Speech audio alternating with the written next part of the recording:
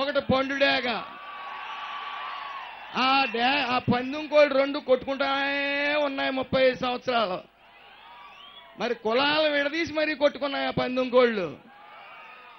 ఆ పందెం కోళ్ళు కొట్టుకుని కొట్టుకుని కొట్టుకుని కొట్టుకుని అలిసిపోయి ముసలివయ్యి మరి అవి రెండు ఓ చోట కలిసి మనం కొట్టుకోవద్దు, మన ఇద్దరం చిలకా గోరింకల్లా ఉందాం, చిలకా గోరింకల్లా ఉండి ఎలాగ రామచంద్రపురం నియోజకవర్గం ప్రజలు మన వెనకాల గొర్రెల్లో వచ్చేస్తారు, మన ఇద్దరం కలిసిపోతే అని ఒక అత్యుత్సాహంతో ఇద్దరు కలిసిపోయారు. మరి చిలక గోరింకని అడిగింది, నువ్వు నాకు సపోర్ట్ చేయి, నా కొడుకుని నాకు గీయించు అని.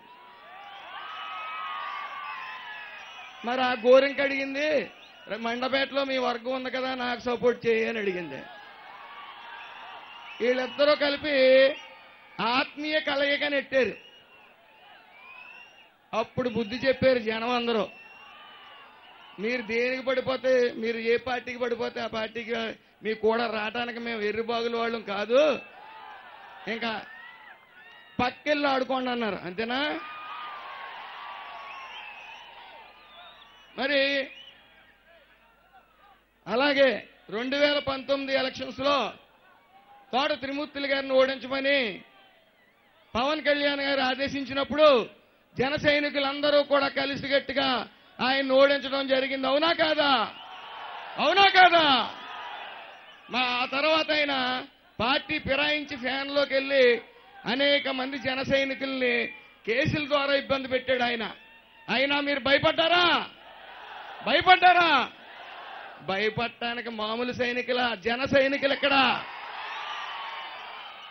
రెట్టింపు ఉత్సాహంతో వచ్చారు ఇక్కడికి. మరి ఈ చిలక గోరింక కలిపి ఏమనుకున్నాయంటే, జెండా పట్టేవాడే లేడు ఇటు తెలుగుదేశంలో కానీ ఇటు జనసేనలో కానీ బీజేపీలో కానీ, మీ ఇద్దరం కలిసిపోయాం కాబట్టి జెండా పట్టేవాడే లేడని ఓ స్టేట్మెంట్ ఇవ్వడం జరిగింది. మరి ఈరోజు ఆ ఫ్యాన్స్ ఇచ్చి వేసేవాడే లేడు. మరి నేను ఒకటే ఈ సభా వేదికగా చెప్తా ఉన్నాను, ద్రాక్షారామ గుడి భీమేశ్వర స్వామి సాక్షిగా చెప్తా ఉన్నాను, మీ అధినాయకుడు జగన్మోహన్ రెడ్డి గాని వాళ్ళ తాత గాని ఇలాంటి సభ ఒకటి పెట్టి ద్రాక్షారామ సెంటర్లో నిరూపించుకోండి. దేనికైనా నేను సిద్ధం, పోటీ నుంచి వైదొలుగుతాను. మీ వల్ల కాదు జగన్మోహన్ రెడ్డి గారు, మీ తాతరం కూడా కాదని నేను చెప్తా ఉన్నాను. ఇది జన సైనికులు, టీడీపీ, బీజేపీ, ఎన్డీఏ కూటమి, దీన్ని తట్టుకోవటం మీ వల్ల కాదు. రాబోయే ఎలక్షన్స్ లో మీరు ఎన్ని పన్నాగాలు పన్నినా మీ పరిస్థితి జెండా పట్టేవాడు, మనస్ఫూర్తిగా జెండా పట్టేవాడు ఎవడో లేడు. మొన్న నామినేషన్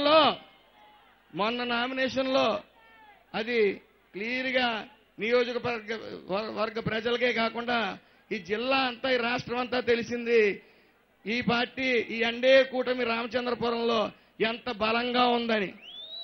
కొంతమంది అంటారు అమలాపురం నుంచి వచ్చేసారంట 25,000 మందిని. మరి వాళ్ళకి ఏ సాకు దొరక్క ఇలాంటి సాకులు పెట్టుకుంటా ఉన్నారు. అమలాపురం నుంచి పంటి మీద దాటి వచ్చేసారంట. ఎన్ని పంటలు దాటితే వస్తారు? 25,000 మంది. మరి వాళ్ళకి నామినేషన్ తర్వాత, అదేవిధంగా ఈరోజు పవన్ కళ్యాణ్ గారు వచ్చిన తర్వాత ఇంకా అటు పక్క వార్ వన్ సైడ్,